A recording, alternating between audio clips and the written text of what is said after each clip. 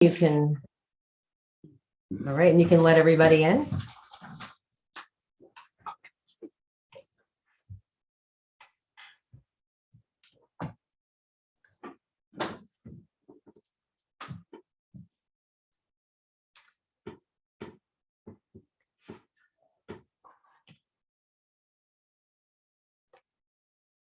Hello and welcome. People are popping in.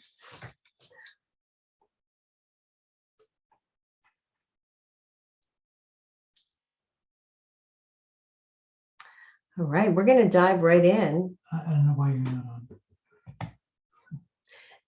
Yeah, we're gonna begin by welcoming everybody from all around North America, and I know some people have registered from Europe and Australia and Israel that probably will be watching this at another time. They're probably sleeping now, and they're going to get the recording, as will all of you. My name is Tracey Forest, and I'm the director of Spirit Hollow, and I am welcoming you to this amazing opportunity to be with Bill Plotkin this evening. And to begin, I'm going to turn it over to Robert Patton, who is the Spirit Hollow board president. Spirit Hollow is a nonprofit. So go ahead, Robert, and you can begin. Thanks, Tracey. I want to start with the opening from the Lord of the Rings movie. The world has changed. I feel it in the water. I feel it in the earth. I smell it in the air.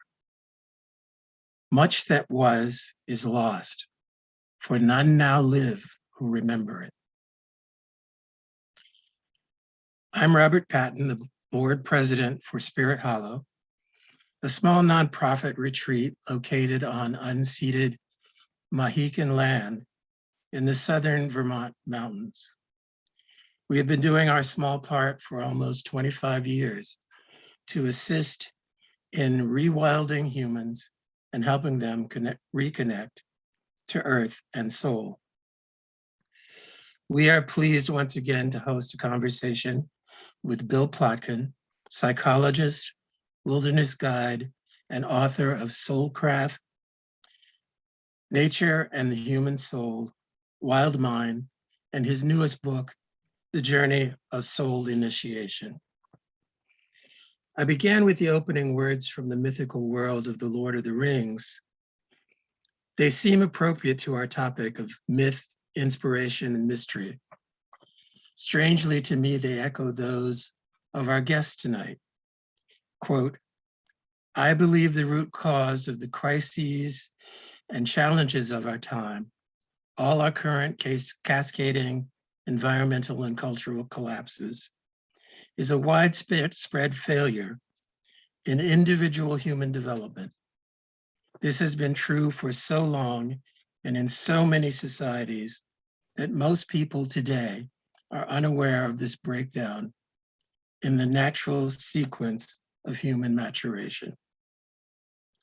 Dr. Plotkin has also said that the world is in need of mature mentors and initiators to support young people to grow into visionary artisans of cultural change, the new leaders who will guide humanity through the transformation that the greater Earth community wholly depends upon. Inspired by Dr. Plotkin's work and informed by her own apprenticeship in the Animist Institute's Soulcraft Apprenticeship and Initiation Program, Spirit Hollow's director, Tracey Forest, last year developed and introduced Earthcraft, a summer immersive for young adults, noting that we denizens of the so-called first world have lost the rites of passage that once transitioned adolescence to adulthood, or worst, have reduced such rites to parodies in the form of senior prom and spring break. Not only do we not support youth in their maturation process, but we also live in cultures in culture that itself is largely stuck in early adolescence. This results in an almost complete lack of initiated adults and an even fewer true elders. Earthcraft is grounded in the powerful tools that Dr. Plotkin and his guides have developed over the last 40 years. In a safe, supportive community, participants in Earthcraft learn wild mind methods of holding and self-healing, engage in many soul craft practices and the way of counsel, spend much time out in the forest listening to Gaia, and are supported in completing unfinished developmental tasks from childhood and early adolescence in order to gain authentic belonging and self-love. Participants, through Joanna Macy's work that reconnects, honor and transform their despair and are encouraged and inspired to go forth with tools to create a soul-centric life, imagining and enacting their particular ways to help regenerate our world. The hope is that these young people may find their own deepest resources and truest paths, eventually becoming mature mentors and initiators in their own right, who will, in turn, guide the development of the next generation of visionary artisans and soul-centric leaders. This is Earthcraft's second year, and we are delighted now to have a first year and a second year class. Dr. Plotkin was part of our initial kickoff for this program last year, and we are truly grateful for his time and participation in our kickoff this year. And thank all of you for your donations that make it possible for more young people to participate in this program, to become those mentors and initiators for future generations and for the good of the greater Earth community. We note that there are participants here from around the world, Israel, United Kingdom, Australia, and all across North America. We're also fortunate to have some of the inaugural participants of Earthcraft, whom Tracey will introduce before we begin the conversation between her and Bill, who will describe briefly how this work with Earthcraft has affected their lives. Here then is Mystery, Muse, and Mythos, a conversation with Bill Plotkin and Tracey Forest. Welcome everyone. I hope you enjoy the discussion. Tracey? Thank you so much, Robert. Walks among them, and you do. So I'd love to invite two extraordinary young women to share just a little bit about their experience at Earthcraft in our first round of it. And then we'll move into the conversation with Bill. So Vicki, why don't you begin and then we'll go to Emily.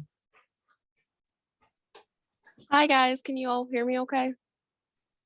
Okay, awesome. So yeah, I'm Vicki, and I went to Earthcraft last summer with Tracey at Spirit Hollow. And the models that she used from Bill Plotkin, they helped me a lot. The 4 facets of human wholeness, getting to learn more about that, it really taught me a lot about myself in ways I really kind of wasn't expecting.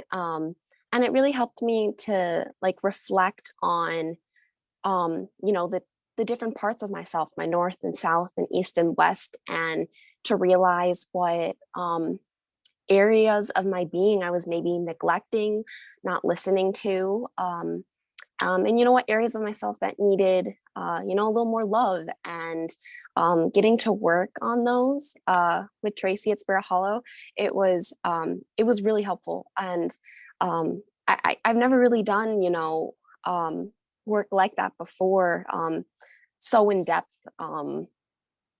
and it just really, it taught me a lot about myself.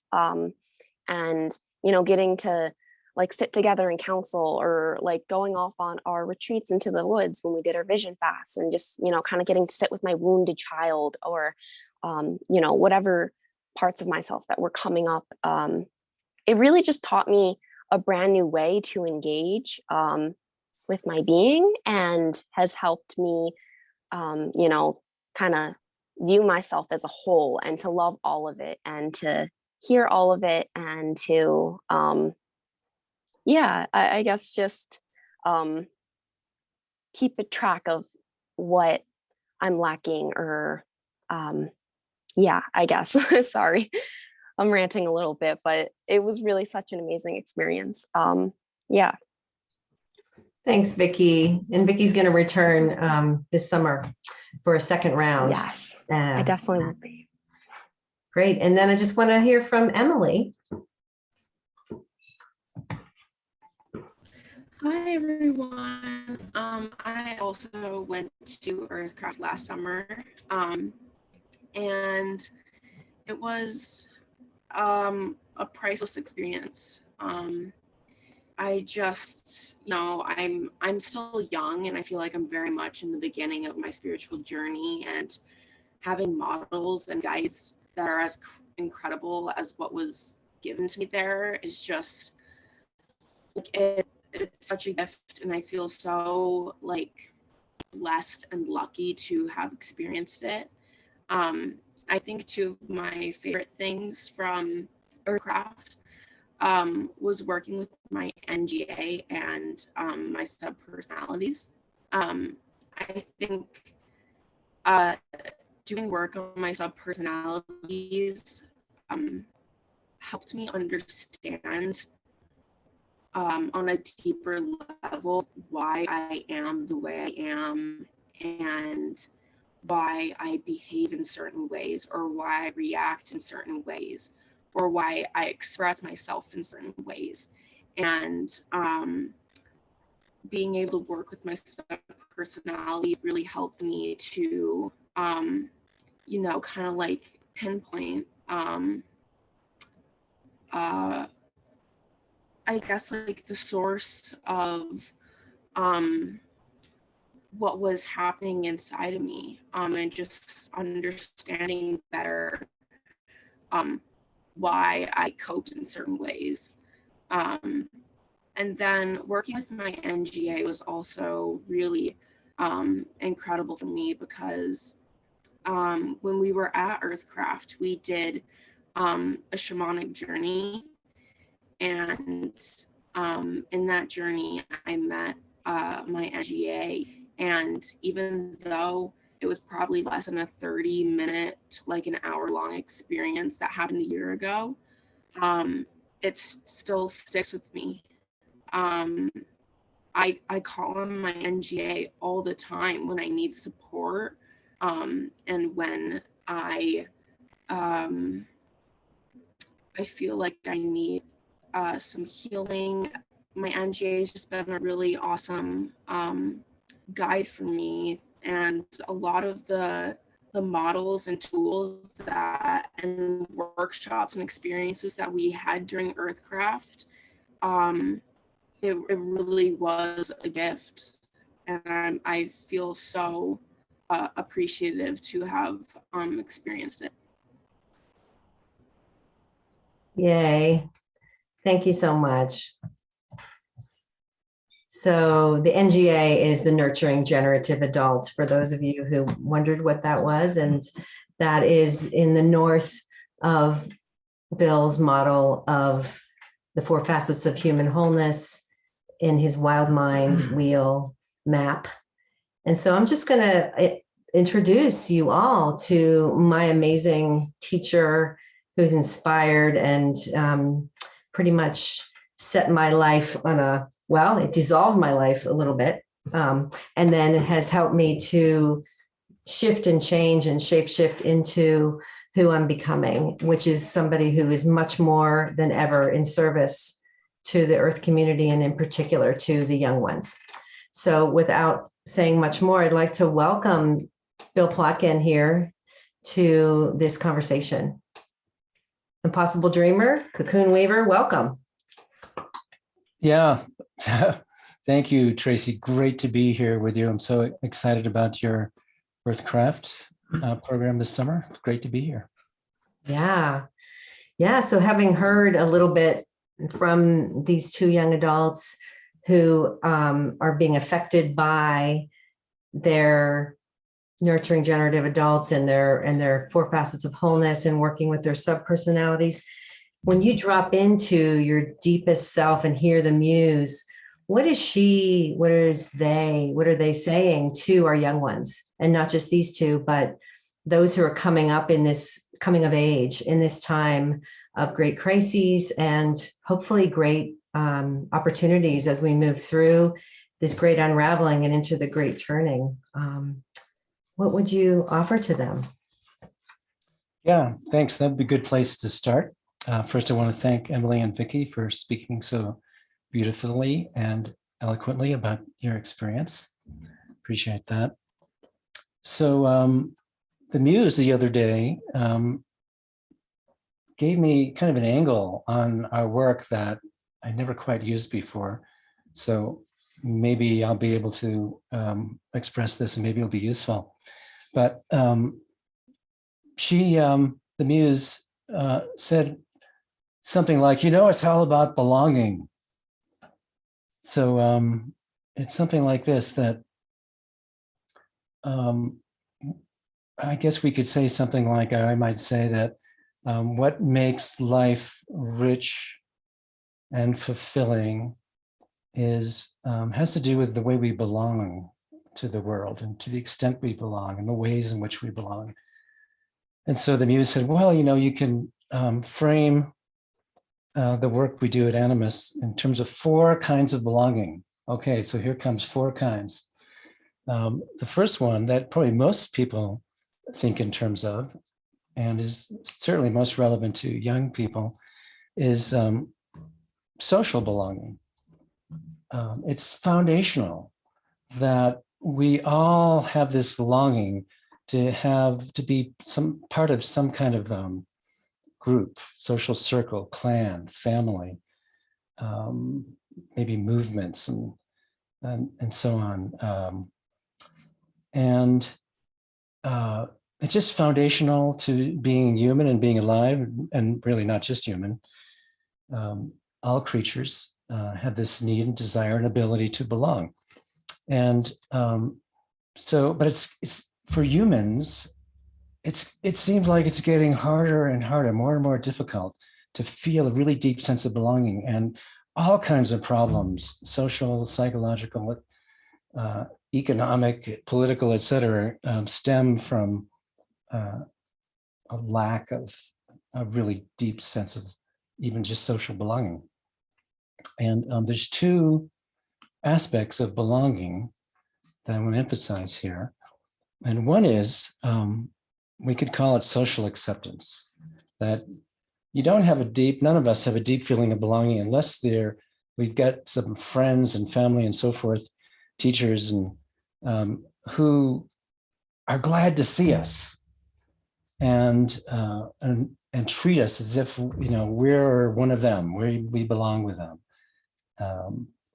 and that's getting harder and harder to generate this experience of just social acceptance. But there's a second part of social belonging that's equally excuse me, that's equally important, and that is authenticity, personal authenticity, that that none of us feel like we really, no matter how happy people look to see us when we show up, we don't feel like we belong unless we have this experience that I'm showing up as the real me.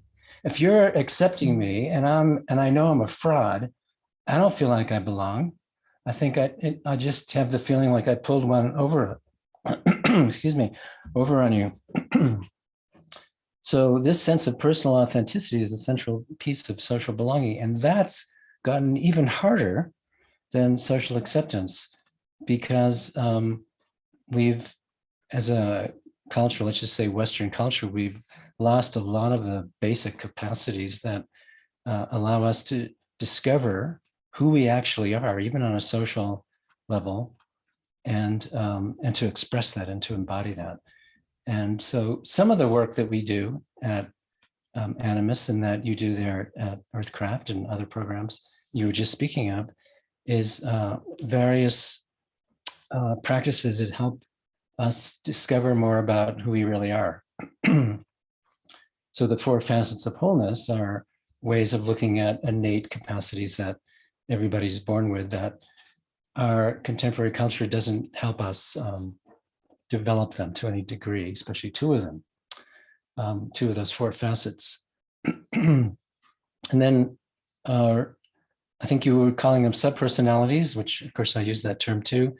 I've been coming to prefer the phrase inner protectors. We have these inner parts of ourselves that are so afraid of not being socially accepted that they get us to act in ways that aren't particularly authentic. So we got to get to know those inner protectors and love them and thank them for all their work and so forth. Okay, so that's social belonging, so foundational to anything else in life and difficult to come by. And again, a lot of our work is to help people with that. But there's another kind of belonging that is actually more foundational than even that. And we could call this ecological belonging, or a sense of belonging to the Earth community. And I believe in a healthy society, well, healthy or not, every human is born with that sense of belonging to this greater Earth community, this greater web of life. But because of our contemporary societies and their various pathological dimensions thereof, children often have lost that by age 3, 4, 5, and so on. And this sense of ecological belonging is this basic rooted experience that I have a kinship with every other species of animals, plants, mountains, rivers, clouds, and so on, that I am related to everything, that I am from this earth, and I've emerged from it through my mother, but I'm from Earth, and a deep sense of I belong here, I'm related to all the other beings. And if we don't have that, if we lose that in childhood, and I believe, unfortunately, most contemporary people do lose it, there's just restlessness and anxiety that's at the core of our experience of being alive. And guess what? That anxiety or restlessness or sense of not really being deeply at home in the larger Earth community, that makes social belonging more difficult. And we might have a tendency to think that if I don't feel a deep sense of social belonging, I just have to keep working on the social level, which is partly true. But this sense of Earth belonging, which for people who have lost it in childhood, I call that ecological awakening. It's an essential experience. And I know, Tracey, you work a lot with that too.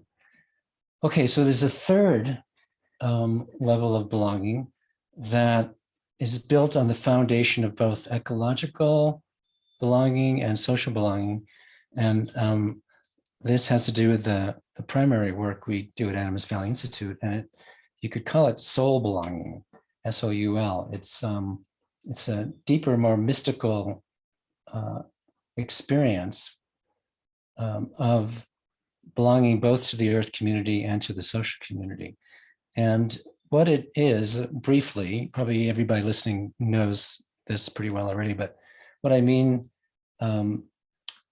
by this kind of belonging, soul belonging or soul encounter, is that we discover through an initiatory process, we discover what Indigenous people might call our original instructions, or individual personal original instructions, and which is to say the particular place or niche that I was born to take in the larger Earth community, so that my deeper identity cannot be defined socially. It's actually defined and rooted in my particularly unique place in this community of many, many species and ecological systems and so on. And the way we come to discover that in initiatory experience is through metaphor. And so we call it our mythopoetic identity. One of mine has to do with the name that's on the screen here with me, Impossible Dreamer. That one of the roles I've been given by life is to dream impossible things, especially when it comes to the human development dimension of cultural regeneration. Okay, so just really briefly, I'm going on longer here than I wanted to at the start. Just really briefly, a fourth kind of belonging is to this time of cultural regeneration. And Joanna Macy and others refer to this as the Great Turning. It's the Great Turning from what I would call a patho-adolescent conformist consumer society, or the industrial growth society, to a life-sustaining, or even better, a life-enhancing society. And so all of us who are aware of what's going on in the world these days, which is not really everybody, but everybody in this listening today, for sure, we're aware that we were born in interesting times, very, very difficult, horrendous times in some ways, but also a time of great promise and possibility. And I believe something that all of us here, certainly listening today, and so many others we know, we have a deep desire, a passionate longing to belong to that movement, to find our place in making a difference for future generations. I've come to see my life more and more as primarily serving people from 7 generations or so from now, and rooted in ancestors from their work and their love from way, way back.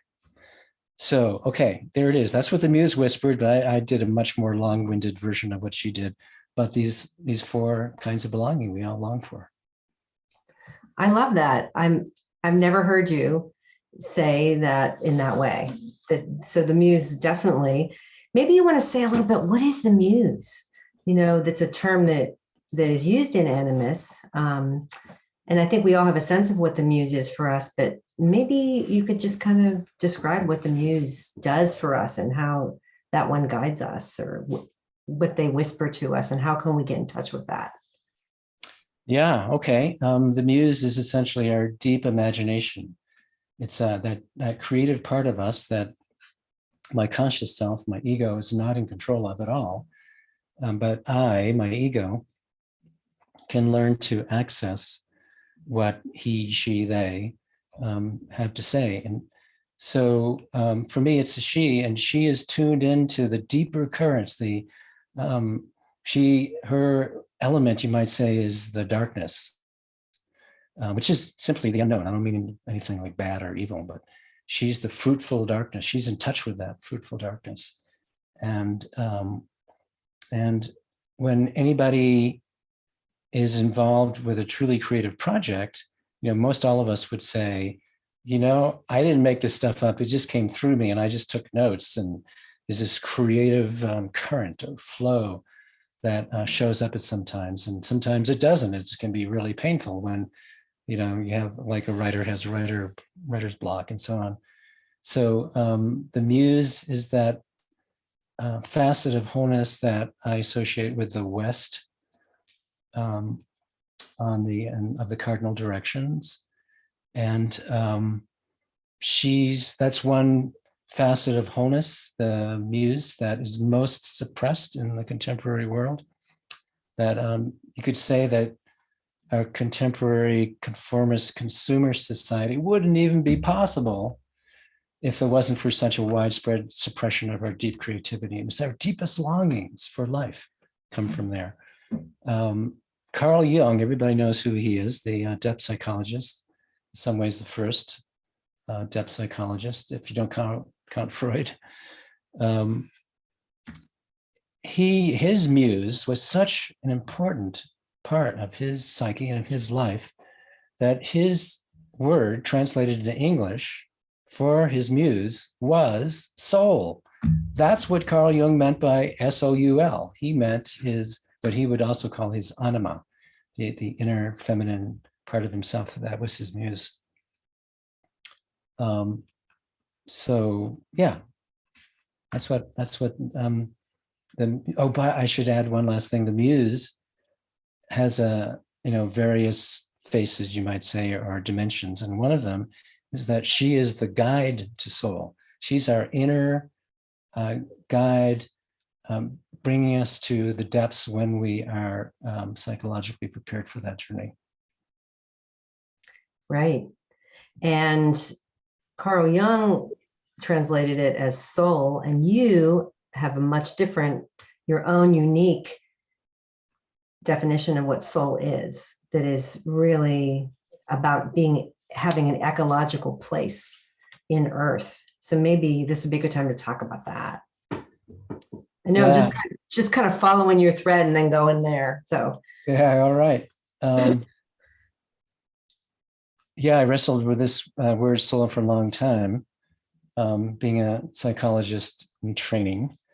As in my training, I read lots and lots of people on soul, and they all tend to mean different things. It's such a slippery, all-purpose kind of word to mean so many things. But my particular interest has to do with individual purpose and meaning, and through that, helping people and myself, of course, discover what our greatest passion is for life, our greatest creative longing, and to let that longing shapeshift the conscious self, the ego. So that was my primary, and still is, of course, my primary interest, the deepest personal meaning. And I'm saying this to answer your question because at first people might think I've changed the subject, that I've defined soul so differently that I'm really talking about something completely different. But no, one of the patterns of the way the word soul is used, no matter what someone's definition is specifically, is that it has to do with depth, purpose, meaning. Okay, so I believe that each one of us, each human, like everything else on this planet and in the cosmos, comes into this world with original instructions, with a particular purpose, a way of enhancing the life of the larger Earth community. And so another way to say that is we're each born with the potential and the destiny to take a particular place in the world, to fulfill or occupy a particular niche. And it's not just human, it's greater, it's psychological. And that is what gives us our greatest purpose. Is, in other words, another way to say what our purpose is that, or our destiny is, it is to take a particular place in the world, to fulfill or occupy a particular role or niche. So I've come to simply define the soul of anything, human and otherwise, as its unique ecological niche. Sometimes I'd say its unique ecological niche, or just to mix it up, sometimes it's our eco-poetic or mythopoetic place in the world. And the journey of soul initiation is the usually multi-year process, initiatory process of not just discovering what that niche is, but letting that place, that ecological niche, have its transformative effect on our ego, so that we are actually shapeshifted into a being that can actually successfully embody that niche. yeah. And so it seems to me like every other being on Earth just comes in and takes their place and knows their niche and doesn't question, why am I here and what is my purpose? And that humans, maybe it's our consciousness, have to go through some sort of arduous journey in order to rediscover that niche. Like when I'm in the garden and I see a fruit, a tomato come to fruit, I think this is its crowning achievement, and its whole purpose has been to deliver this fruit. And it's done that with its full being without question. And so how come we as humans have to go through, and so few of us actually can make it to stage 4 when that journey of soul initiation, that descent to soul can happen? Why is it so arduous for the human? Well, I don't know if it's necessarily arduous Okay. or so rare. It's rare in the contemporary world, absolutely, incredibly rare. Mhm. It's disappeared from most all Western and in many ways Eastern spiritualities. We still find it in intact indigenous nature-based peoples in at least Africa and the Americas. But it's disappeared for so many contemporary societies. So now it has become very rare and arduous. But even in a healthy culture, I think I'm reading what you're saying, Tracey, there's still this really difficult, challenging, potentially life-threatening experience that you have to go through. Okay, so on that level, I hear you. So why is it so dangerous and difficult, even if you live in a society where most everybody goes through it successfully? It's because, it has to do with the nature of our human consciousness, that we have this little part of our psyche that we call the ego. And I don't mean that's anything bad about it when I use that term. It just means it's the part of us that are aware, that knows that we know, that has this self-reflexive awareness. And so in order to develop, as a species, to develop the powers that ego consciousness gives us, it's a worse curse, of course, and burden. But, that's how it works in life, apparently, that our greatest curse is our greatest potential power. So in order to develop our ego as a species, we became conscious of ourselves as individuals. And so that in childhood, an essential piece of our dimension of developing as a human is to cultivate this individual sense of our capacity of consciousness. And so in our first few years, we have to forget our original instructions. We have to separate away from mystery or God or spirit or the divine in our consciousness in order to develop this sense of ourself as the child of these two particular parents and a member of this family and a member of this clan or tribe or community. And we develop this ego-based consciousness. And in a healthy culture, we do it in a really good, mature way. And we discover our personal values and interests and special skills and our sexual orientation and our gender orientation and our way of being social or not, and so forth, and our way of understanding romance and what our life is about. And so our ego becomes identified with this social, familial, ethnic identity, as it should, and it's absolutely essential. And then at some point in a healthy society with a person who's developing well, probably in the mid-teens, could be a little bit later, could be a little bit earlier, we have this growing, troubling feeling or awareness that there's something more to life. It's not just about endlessly developing our social persona, our way of belonging in a social circle network, and so forth. And there's got to be something more and deeper. And this is built into our human psyches. It has to be suppressed for that not to come through. And it is suppressed in most contemporary societies. but we're kind of, you might say, we're kind of set up by life to be asking these deeper questions, maybe somewhere around the mid-teens. Mhm. And if we're not met by true elders and initiators, it just doesn't go anywhere. We misunderstand what's going on.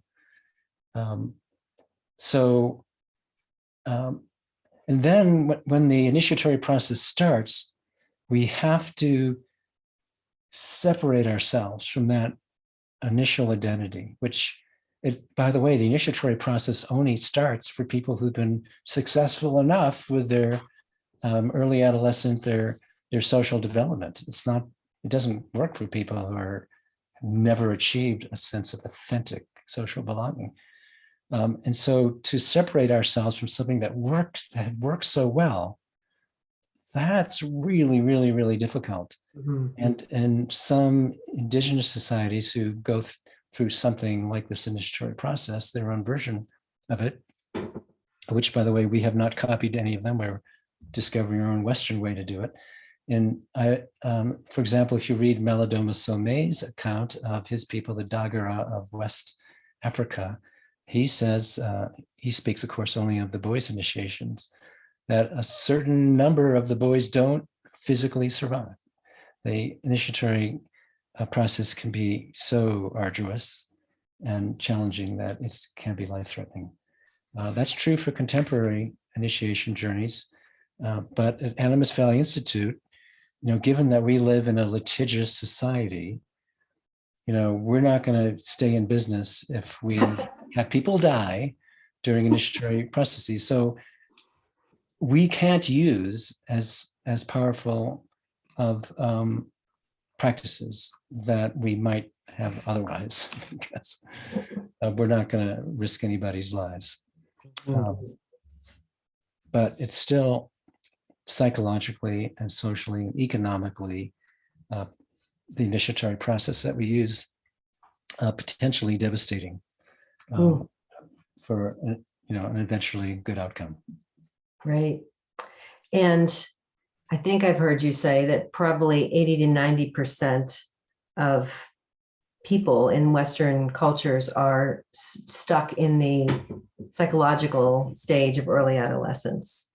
And so that means we don't have that many people that even make it out of stage 3, the oasis, where they're in early adolescence, developing their social belonging and their sense of authentic belonging and authenticity. And so that's a thing, right? There's very few people can make it to stage 4, and we can't make anybody make it to stage 4 because it's something that happens through the maturation, the completion of enough of the tasks of those first 3 stages of development. And it's mystery, isn't it, who says now it's time, because we don't even have any elders to recognize that they might be on the cusp of that. That it has to be something that people are drawn to. Yeah. So the maybe most of you know this, the model of human development we use has 8 stages: 2 of childhood, 2 adolescence, 2 of adulthood, and 2 of elderhood. So stage 4 is what corresponds to psychological late adolescence that most contemporary people never reach. And that's where the journey of soul initiation takes place, in that 4th stage, also we call it the cocoon stage.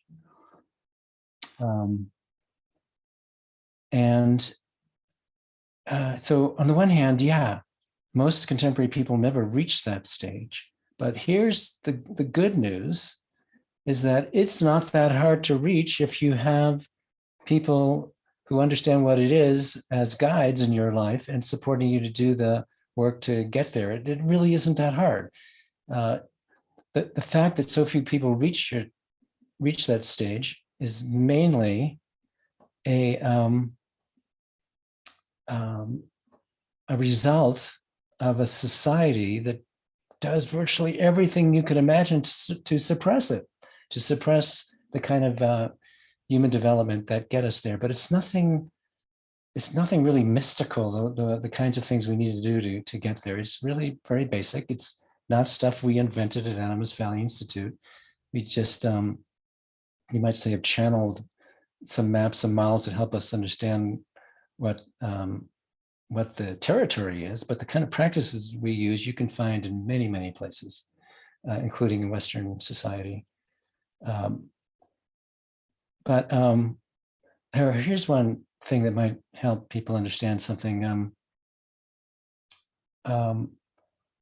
There's a tendency, I believe, in Western education, in the healthier versions of Western education, to help young people discover what their innate gifts are and to help them further develop those, and to put a lot of emphasis on that development. Like someone might, have an innate brilliance for music, or innate capacity for certain kinds of sports, or for creative writing, or so on, or for empathic abilities, or social leadership, and so on. So our Western education, at best, tends to help young people identify those things and really help them hone those natural abilities. And that's great. But there's the other half of it that maybe isn't as well supported in the Western world. And that is to help young people discover what their greatest weaknesses are. That's so essential, because then a teacher, a guide, a mentor, a coach can help them develop those weaker facets, which they're going to need in order not only to be well-rounded, but also to develop the other dimensions of their special gifts. And they'll never reach stage 4, the cocoon stage, the initiatory stage, probably, unless they've also developed their weaker facets. So yeah, don't remember what you asked, but hope that was helpful. I don't remember either, but it was helpful. Yeah, the emphasis on just the gifts, and also social purpose or job or occupation isn't necessarily the same at purpose as what we're talking about, right? When we're talking about soul purpose, or the deeper purpose, or what Earth dreamed us to be, what those original instructions are in that kind of mythopoetic way. So maybe you could talk about that difference in kind of purpose, and how we could have a very fulfilling vocation in stage 3, and we could even stay in that for the rest of our lives. But there might be something else calling us that we keep shutting the door on. We're not resourced enough to take that journey, or we're not ready to cross that threshold of confirmation. So could you maybe talk a little bit about the different kinds of purpose? Yeah, great, thanks. Purpose is a really hot item now, especially in the privileged domains of Western culture. Everybody wants to find their purpose. And of course, I'm not meaning to make fun of it, because we're all designed, every human being is designed to connect with something, again, meaningful, and sense of destiny, and so on. But when we're in stage 3, which is psychological early adolescence, we call it the oasis. The healthy version is the oasis. Purpose is necessarily understood and defined in terms of a social role, or a vocation, or a career. And so if you check out all the various movements in the world now that are the coaches that are helping people find their purpose, they're talking about a career, essentially, or a social role, which is exactly appropriate if your clients are in stage 3, which most of them are. But after we get into the cocoon stage and later, then purpose is never again definable in terms of social role or vocation. You don't have a vocational or social or career purpose anymore. You have a ecological purpose, which is understood mythopoetically, which is to say, if you come to learn something about, like, the archetype you are, or the collection versions of archetypes that you are, or what your personal myth is, not again in a social vocational sense, but or what's your ecological niches. And that becomes your purpose for the rest of your life, or at least through adulthood, is to embody that gift. And the way you embody that gift is through what we call a delivery system. That, for example, the first mythopoetic image I received when I was 30 was the image of weaving cocoons. And I came to understand that whatever I did in life, I was only fulfilling my purpose if I was helping people, including myself, weave cocoons of transformation. The kind of transformation that like caterpillars go through in order to become butterflies, the butterfly being the adult, the caterpillar being the early adolescent, the chrysalis being the late adolescent.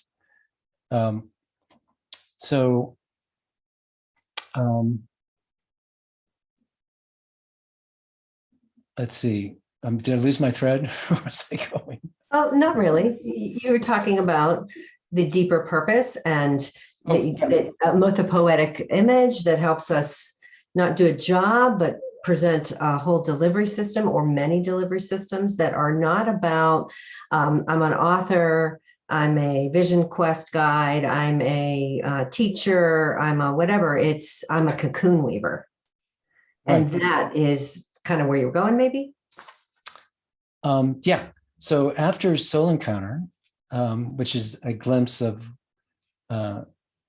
really being hit by the lightning bolt of an encounter with your mythopoetic image, that after that,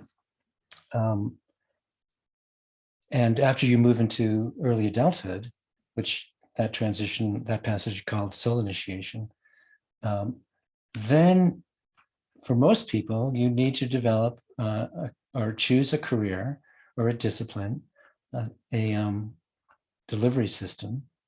It could be an art, craft, profession, social role, and so on, which is a way of delivering your gift to your people, given your personal strengths and weaknesses and personality in your particular time and place, delivering that gift to your people.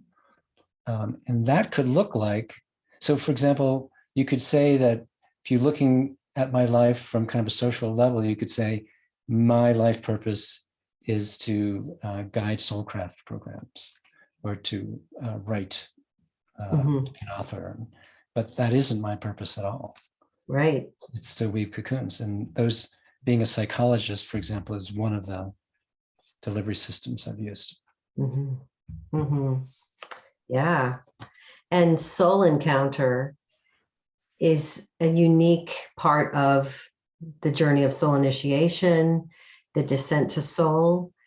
However, we might have in, say, stage 3, early adolescence, we might have numinous encounters, which feel like mystery, or somebody has touched us with a little bit of, here's a little breadcrumb of what maybe you're here to do, but it isn't necessarily a soul encounter unless we are in this deeper journey of soul initiation and are prepared psychospiritually by mystery for that journey. Could you talk a little bit about soul encounter and how that fits in? Yeah, I think part of what you said was that, we can have soul encounters. It's possible to have soul encounters before we're in the cocoon stage. However, not quite, because Right, not quite. we don't really know what it is. And I think it's very rare anyways. Yeah. But there's certain famous examples, like Thomas Berry, the geologian, the cultural historian who wrote many books, was one of my teachers and so many people's teacher. He wrote The Dream of the Earth, for example. He had, and again, I think this is unusual, a deeply numinous experience when he was, I think, 11 or 12. And it changed his life and his whole, that for those of you who don't know the story, he went into his backyard in North Carolina when he was 11 or 12 and crossed a creek or something, and there was a field on the other side, and there were these flowers, maybe lilies, growing, and he was, you might say, totally undone by the beauty of that spring meadow. And as he grew throughout his teen years, he had this sense that whatever supported the health of a meadow like that was good, and whatever undermined the health of a meadow like that was not so good. And it became his sense of what he was doing in life. But my sense is that he had that numinous experience when he was on that cusp, in puberty, between stage 2 and 3, between late childhood and early adolescence.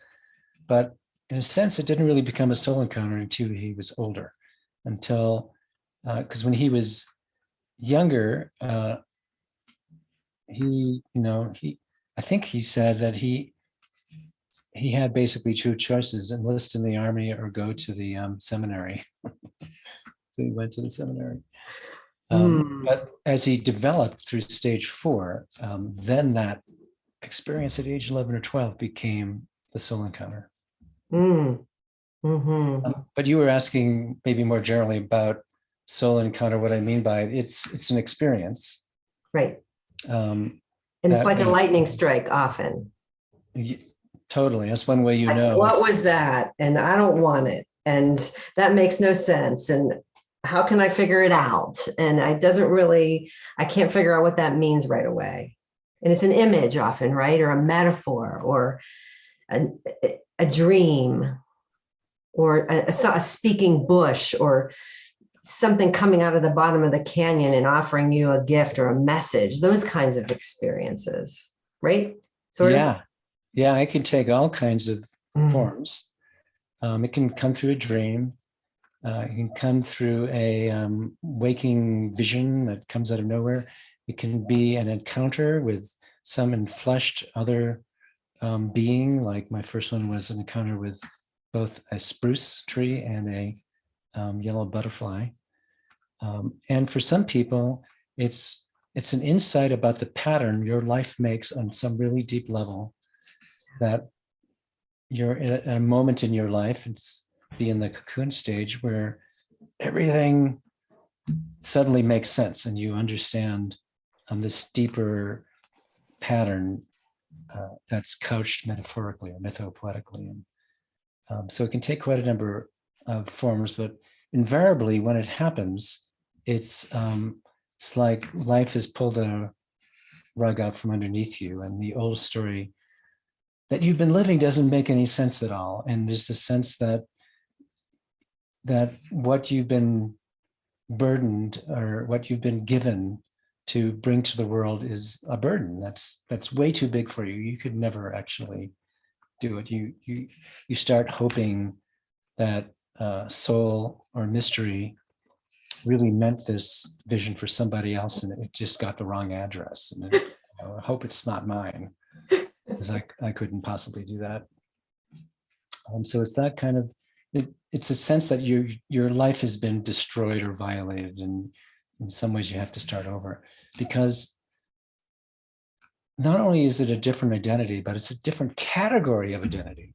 Up to that point in your life, your identity was always in terms of a social role or a romantic relationship or a religious belief or a career, or a member of a gang or a club or religion and the church and so forth. And now it's nothing like that. It's the sense that you could ever identify yourself in any deep level in terms of any social role or vocation is gone. And it's a terrifying thing, especially if you're living in a society that has never spoken about those things and you have no idea what just happened to you. And you go to a psychotherapist or a psychiatrist and they try to rescue you from the experience. Yeah. And I think I've read in The Journey of Soul Initiation that if we do take that journey, if we are called and we are hopefully have some guides or some understandings about what's happening to us, and somebody doesn't pull us out of the journey, that the journey of soul initiation is very subversive. It's actually, you said somewhere in the book, a culture disruptor.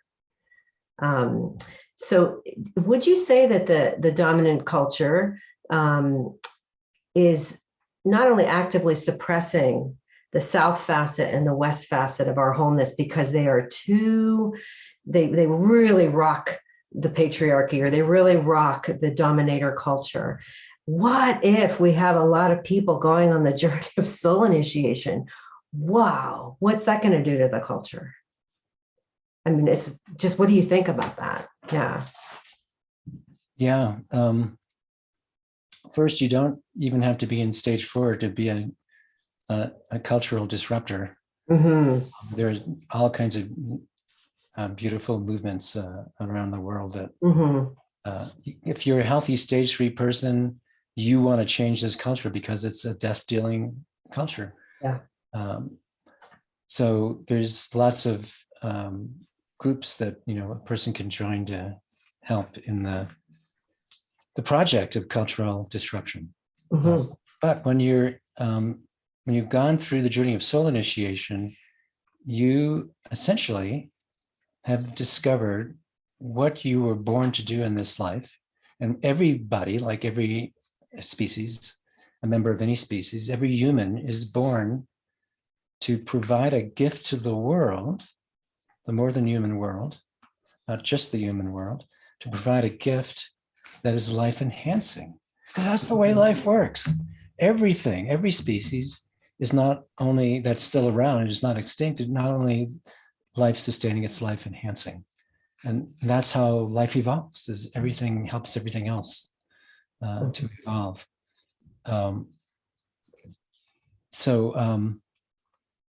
Let's see, did I lose my thread there? Where was I going?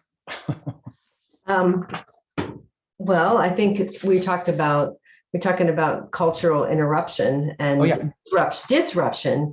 Yeah. And if we are soul initiated, then we are actually becoming true adults. We're not just like a bunch of adolescents running around, as we can see what that's done for the world. Look out at what's happening. If we have enough true adults and therefore eventually true elders, it is going to be a shift, and a radical shift in the way that we see the earth and each other and our part as one being in the earth community, not the top head of all that is, where we destroy what else isn't human. Yes, beautifully said. Yeah, when we discover the gift that we were uniquely born to provide the world, to enhance life, that's really deep-rooted capacity for life enhancement. And if we do that, if we embody that in a life-destroying culture, then obviously whatever we do is going to be subversive, is going to be undermining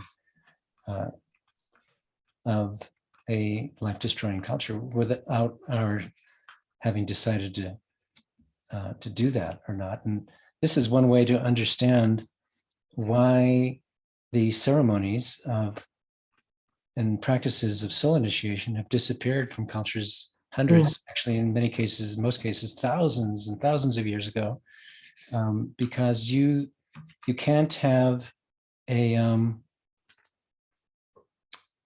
authoritarian society where a very small number of people are placed in a position to get very wealthy where everyone else is serving them. You can't have a dominator society when you have any significant number of initiated adults. And so when healthy cultures were contacted by dominator societies, the first thing they did is they murdered the elders and the initiators. And they,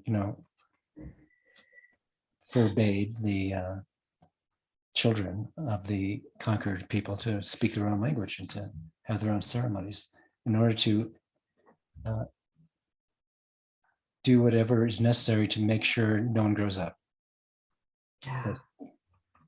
And to make sure perhaps that we are cut off from the living body of Earth, that we don't know our place of belonging, that you started out the conversation with, that we are cut off, and that we think that we are here to dominate Earth and to extract everything and to, do the kinds of things that have gotten us to the place we are.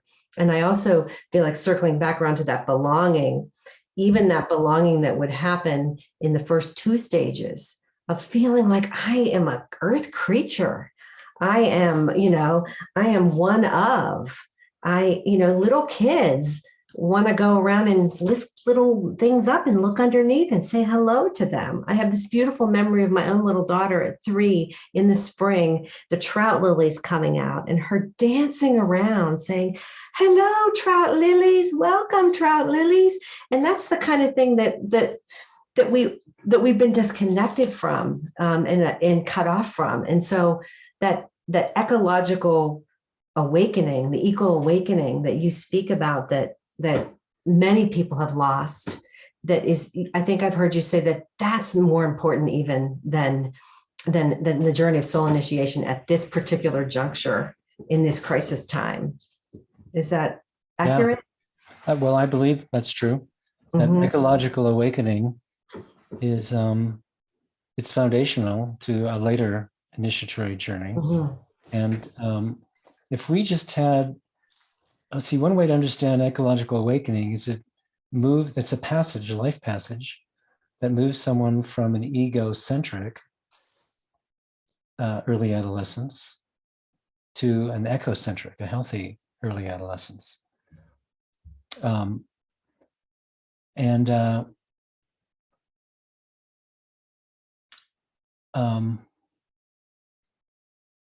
I guess I'm a little bit tired today. I'm losing my thread again, but yeah, that if we could get people, 50% of people or less, to really reconnect with the veil being lifted and being in Earth and being a creature and a part of the Earth community, that would help us make that shift. Yeah, that we need to make, right? That turn, like get that turn over to the life, at least sustaining culture. Yeah. At least, yeah. Yeah, if we had even a large minority of people, say, for example, in this country, who are ecologically awakened, who had moved into a healthier early adolescent stage, then our consumer conformist society wouldn't even be possible. It would collapse very quickly, because there would be enough people who would be aware that we're destroying the world. We're destroying life in this world. And that would be enough of us who could not abide by, allow for the undermining of habitats and the water and the air. And the people there would be a large enough percentage of people who are aware of the loss of diversity. And we would en masse say no to this. And so ecological awakening would allow us to move from a life-destroying society to a life-sustaining society. And the life enhancement part would require that a certain percentage of people would go through the initiatory journey into true adulthood. Right.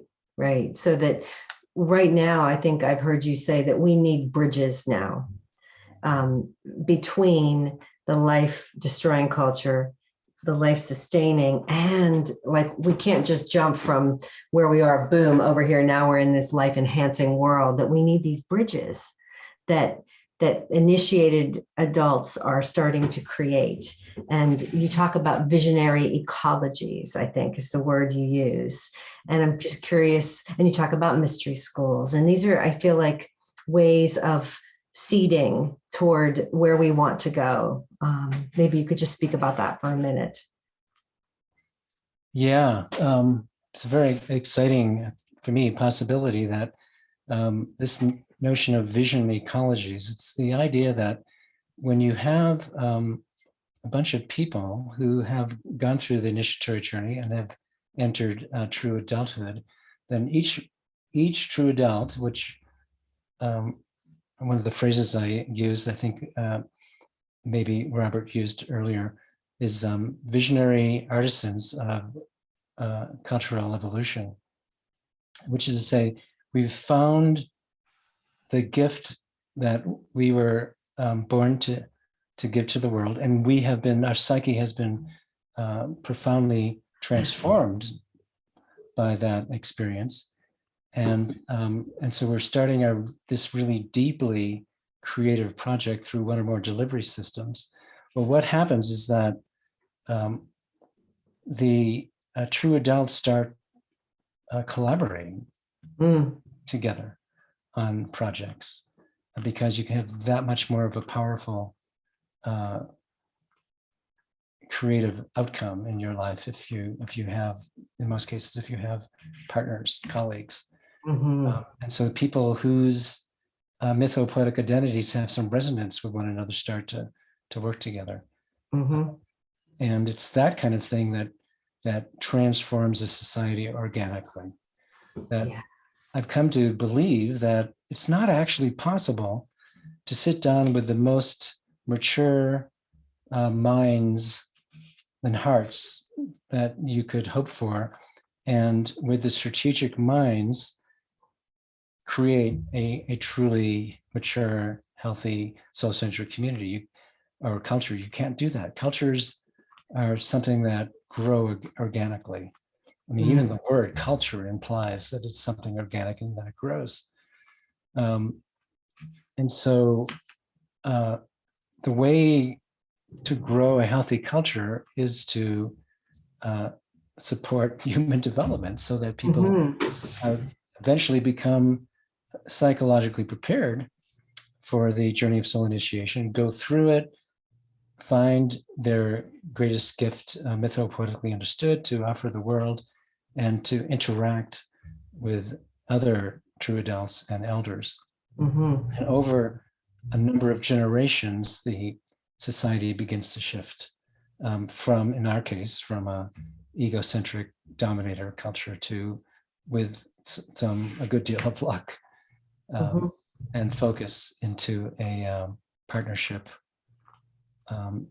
echo soul centric, healthy, mature culture. But that's going to take generations to get there. And we're at a time in the world, as everyone knows here, that we don't know if we're going to get the chance to do it. We don't. I mean, it's even possible we may go extinct as a species. I personally don't think that is the case. But there may be such cultural decay during the rest of this century that the primary life focus may be survival. We just don't know. Wow, I have so much I want to talk to you about, but I know it's already 8:15. And so I want to ask you one final thing though, before I let people ask a few questions. If you want to throw a question in the chat window, Jonah, who is here, will ask Bill a few questions out of the ones that are thrown in there.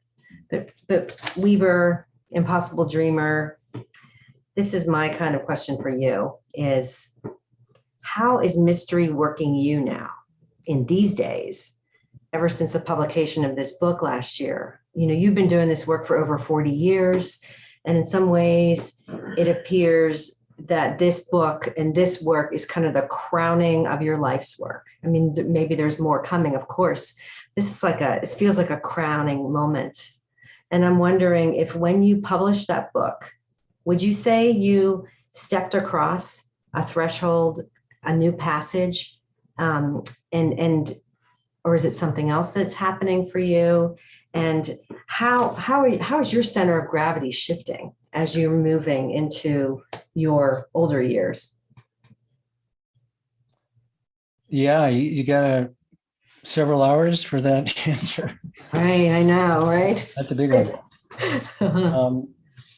I kind of made a deal with mystery about 4 or 5 years ago, I said, I'm not done with my late adulthood stage. And just among other things, I need to write this next book. And I need to be in the artisan stage to do that. So after I wrote it and did 5 or 6 months of promotional work with it, I did, my center of gravity, I did feel it shifting, and it was and is very disorienting,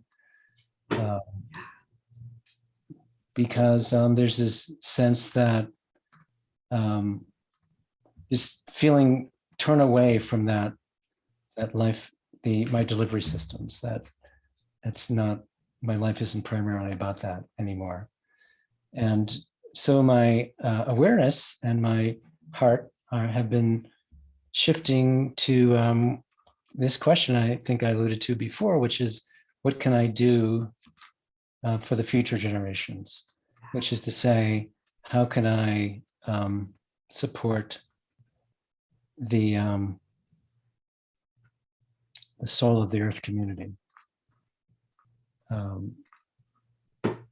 And I think part of this kind of initiation for me has been feeling even more fully than I've had in the past in my life, my grief and despair for the world.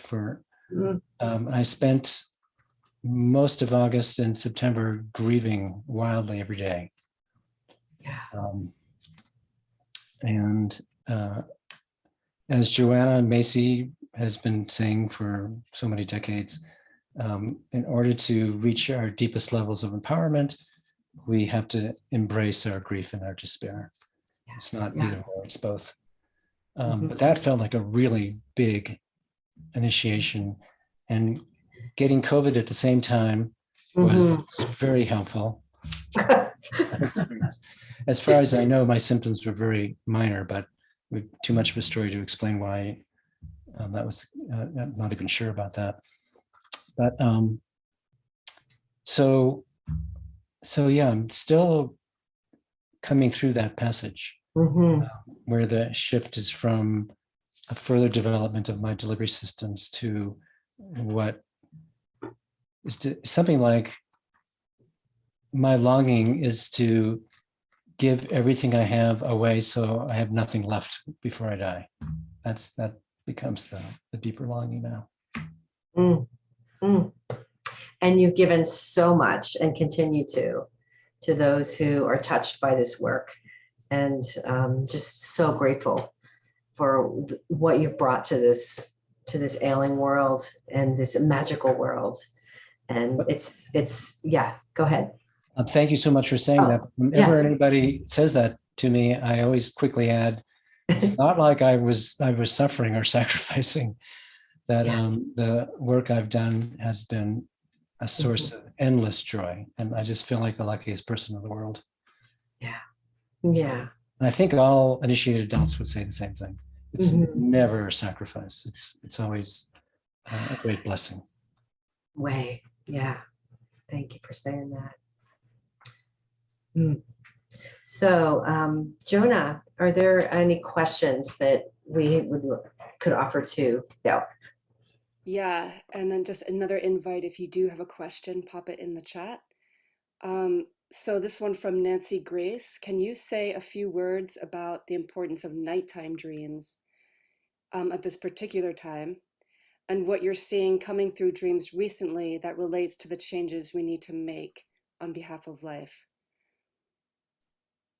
That's a great question. I don't know how much useful I have to answer that. Assuming you mean nighttime dreams for people in general, it's something I've seen over the years. People often have soul encounters through their dreams. They're shown something about their mythopoetic place in the world. But in terms of patterns and dreams more generally now, I don't know if I would have anything really informed to say about that. although I know there are people who are tracking those things. Maybe you're one of them, Nancy, but great question. Wish I could say more about it. But appreciate the Perhaps question. just then impossible dreams in general and the importance of allowing our nighttime dreams to be voices of mystery and our muse, perhaps. Oh yeah. So you won't be surprised at Animus, we take a what we call a soul-centric perspective on dreams. Robert Bosnak is a great example of someone who does that too, but we have a somewhat different approach. And the way I hang out with dreams is that, unless proven otherwise or even suggested otherwise, that a dream is not so much information or a message, although it can be that too. It's primarily an initiatory experience for the conscious self, which is, say, the ego or the dream ego, the me in my dreams. So it's like the dream maker, whoever that is, probably a close colleague of the muse and the soul. The dream maker every night is creating, 3 or 4 or 5 worlds for me, the ego, in order to change me, to shapeshift me in some kind of way. It's creating just the kind of scenario that if I let myself be fully there emotionally and somatically, and let the dream do its work on me, that it will help shift me into someone who can more effectively offer my gift to the world.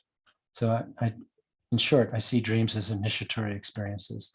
And when we sit and try to interpret them, we basically shut down the initiation aspect.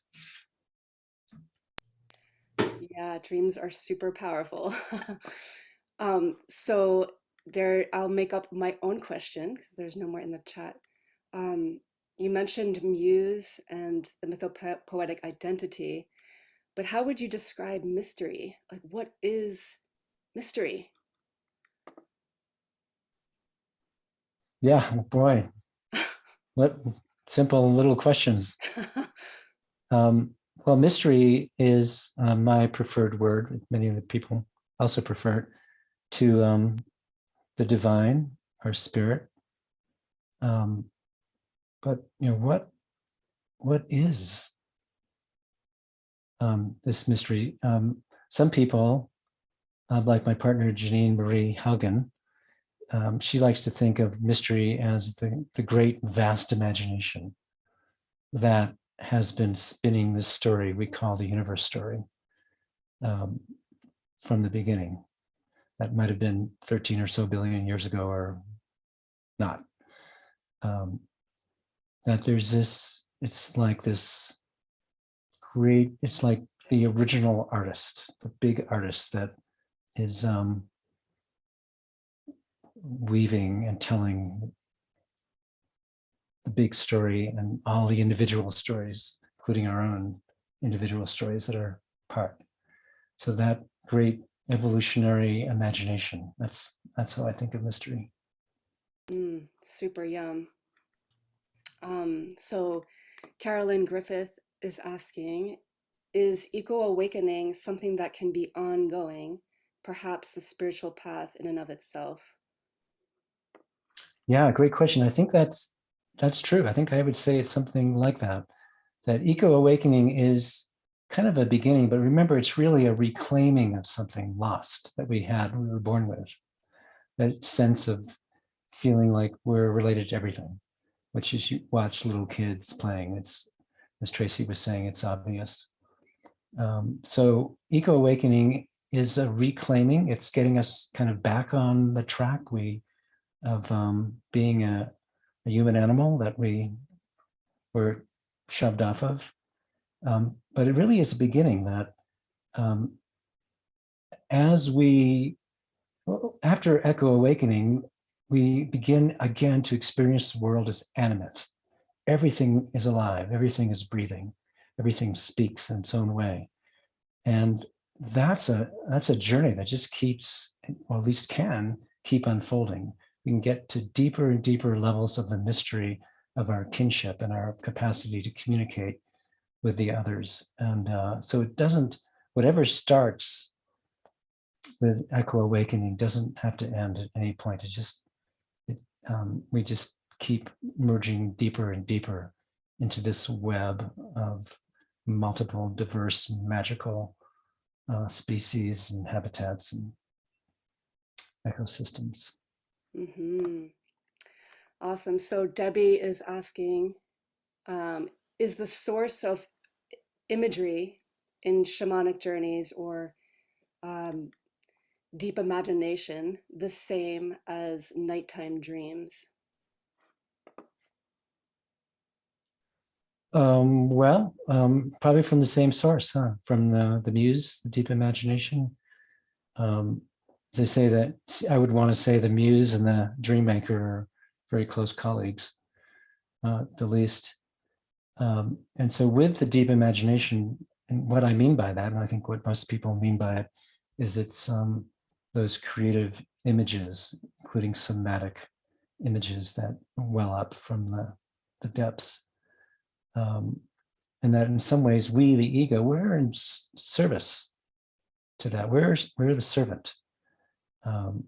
It's something that's very un-American and un-Western, that the ego is not in control. It's the adolescent heroic ego that is what we're and largely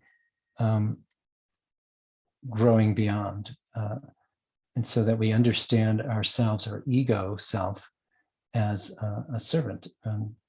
Partly we're a servant to the Muse and our own Muse, the one we're associated with, and we're a servant to the life of the watershed or the ecosystem we live in. And we're a servant of the ancestors who dreamed us many, many years ago, and we're a servant to the future generations of all species who are really rooting for us big time right now. Mm-hmm. So to what you kind of circling back to what you said earlier, this sense of both our dreams and working with our four facets and our subs really is allowing our ego to be prepared and shaped to be that servant. Yeah. Yeah, preparing us for that descent to soul initiation. But we're never done developing or cultivating our facets of wholeness or learning to love and thank our inner protectors. That's not something we do just before, only before the cocoon stage. That with every stage of life, we need to be more whole and more healed than in previous stages in order to face the greater psycho-spiritual and social, interpersonal, political challenges that we face in the world. You might think, some people might think, I really can't get on with my life until I'm totally whole and fully healed. And of course, we never get there.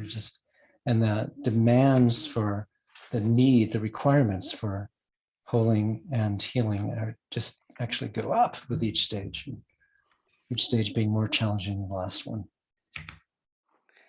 Thank you. One more question. So from Lakshmi,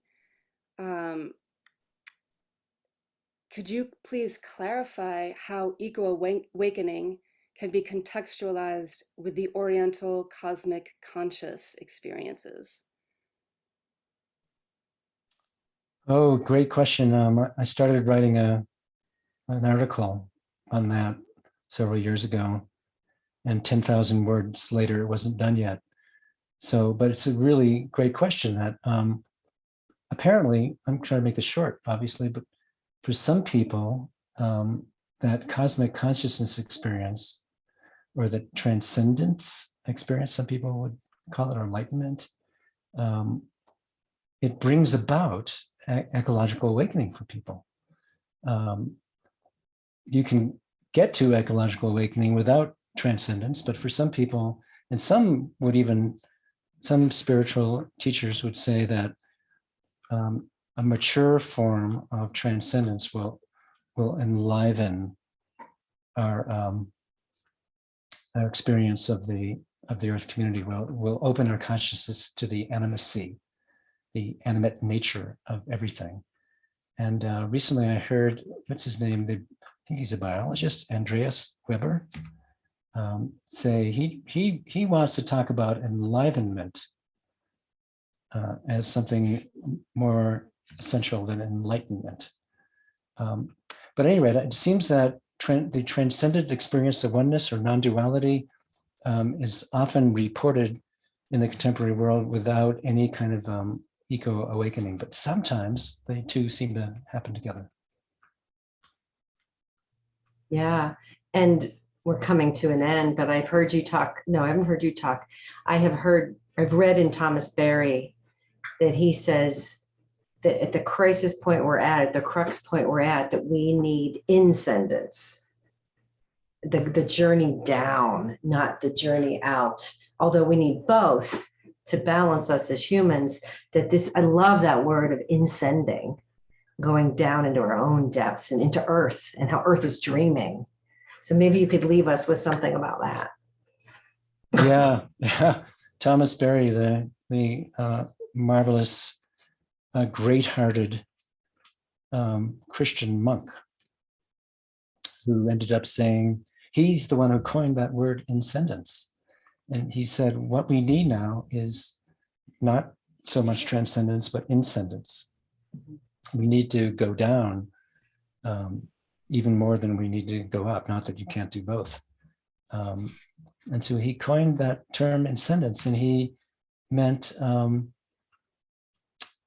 essentially what I mean by the descent to soul.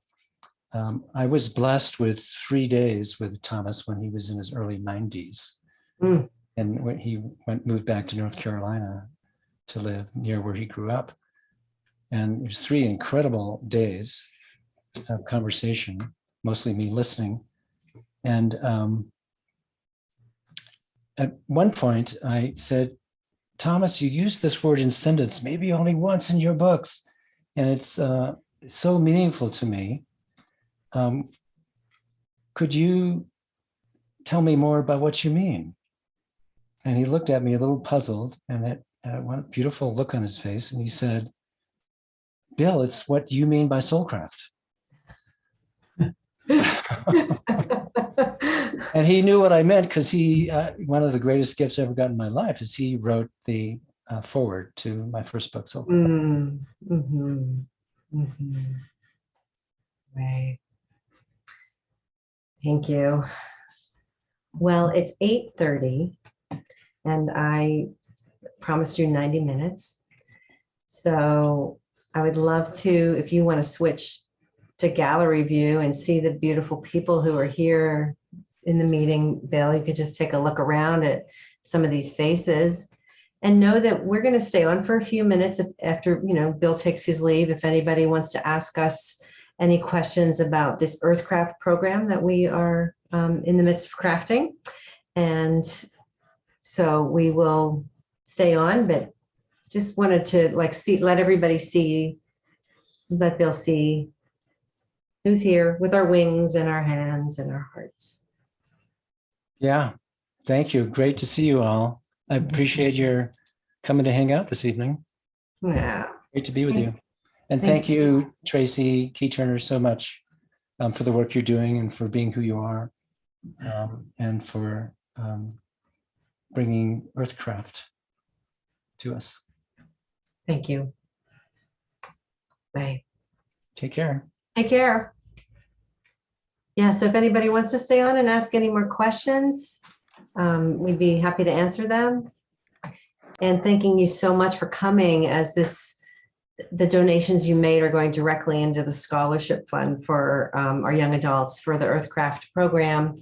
And just from this event, we raised $2,000. So that's really awesome. That adds to about $4,000 or $5,000 that I have towards scholarships, because our deep desire is to provide this to anyone who's called without them having to worry if they can afford it or not.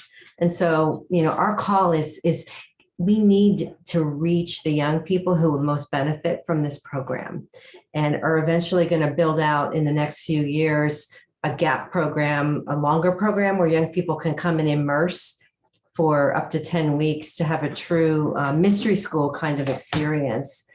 So please consider sharing Earthcraft with any young people who are from, like, say, age 17 to 24, who might really benefit from a deep immersion in these models that come directly out of Animus and also Joanna Macy, and also in the sacred land that Spirit Hollow is in southwestern Vermont, tucked in the Taconic Mountains. So that's our little bit. And you can find out more about Earthcraft by going to spirithollow.org and Earth-Craft. And you could share that link with young people and tell them we want them and we have money to help support them. So we have a couple people here who are building this program with us, and maybe you all want to wave your hand. We have Jonah Roberts here and Ryan Long, and Kimbers is here, North Star. And so any of us are here to answer any questions you might have. We won't keep you too long, but please feel free to, at this point, you could unmute yourself if you wanted and ask a question.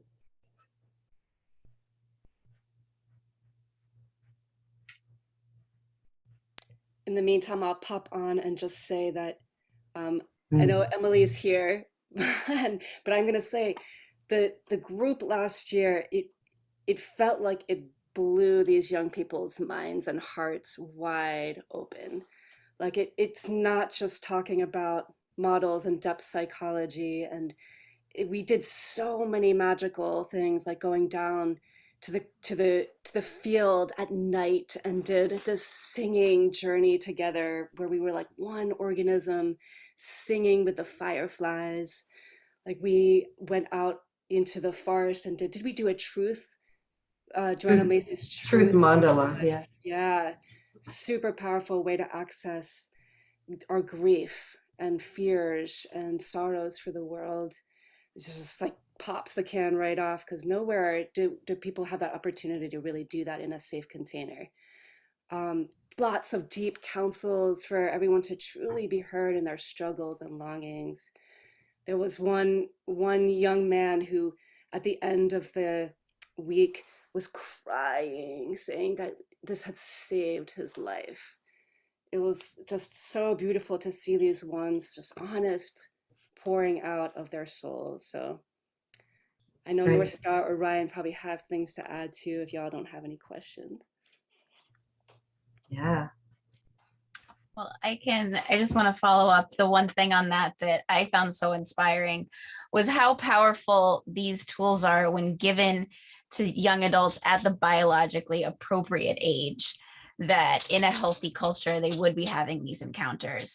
And so many of us, when we've come to these tools and found the guides, that's the necessary other half of being called by mystery, is to have way showers and elders in a community that facilitates the transformation into the ecological awareness and finding our niche. And, so many of us, it took, if we ever get to stage 4, the right conditions that are so rare to find in a society that is so deeply sick. And to see when we gave, these young ones, these tools and resources in a supportive community, how quickly they just leaped in wholeheartedly and so vulnerably and authentically just grasping at everything we gave them and running with it. And it was really beautiful to see the potentiality of what society could be, and to have a little microcosm to start practicing and facilitating ways in which we do live in a community that fosters the young ones through these thresholds. And so thank you for all coming to this and supporting that. That's our roles as elders and olders, is not only to guide, but in any way to try and make these programs accessible. So it means the world to us that you all showed up for this and supported us. So just want to thank you all. And we just appreciate you spreading the word about this program here, because it can be difficult to get the word out about these sort of things. And we just want to get it in front of as many eyeballs as possible and in as many ears as possible, because I think if enough people hear about this, we're going to be able to reach a really broad range of people. we've had participants come for Spirit Hollow programs from around the country and really around the world. Last year at the Earthcraft program, we had a participant come from California. We had one come from St. Louis. In the past, we've had people come from Puerto Rico, from Chicago, all over. And I just love thinking about the impacts that these people can have in their communities when they return. And so it's really about spreading the word about how we can play positive roles in our communities, you know, really holding ourselves and understanding our own individual whole beings so that we can bring our best selves back to these communities and have positive impact there. So thank you for your participation, your donations, and for spreading the word. That's just a huge part of it.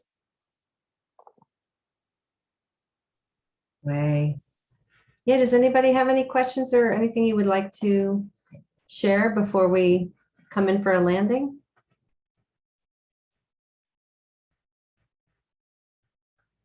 Or not, it's okay. But we're happy to answer anything that we might be able to.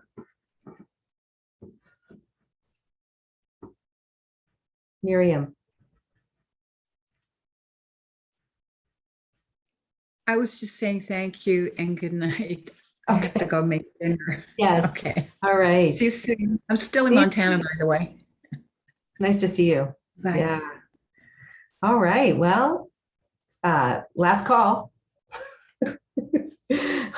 And please know that if you are, interested in pursuing more Animas Valley Institute work, it's animas.org, ANIMAS.org. And we offer some of Animas's programs at Spirit Hollow. So keep your eye if you're in New England. And they're offered all around the world too. So hopefully you can access a Soulcraft immersion or a Wild Mind immersion or an Animus Quest and delve into those realms of mythos and mystery and muse that Bill was speaking of tonight. So, all right, everybody. Thank you so much. Really appreciate it. And what a beautiful evening. Many blessings. Thank you. Thank you.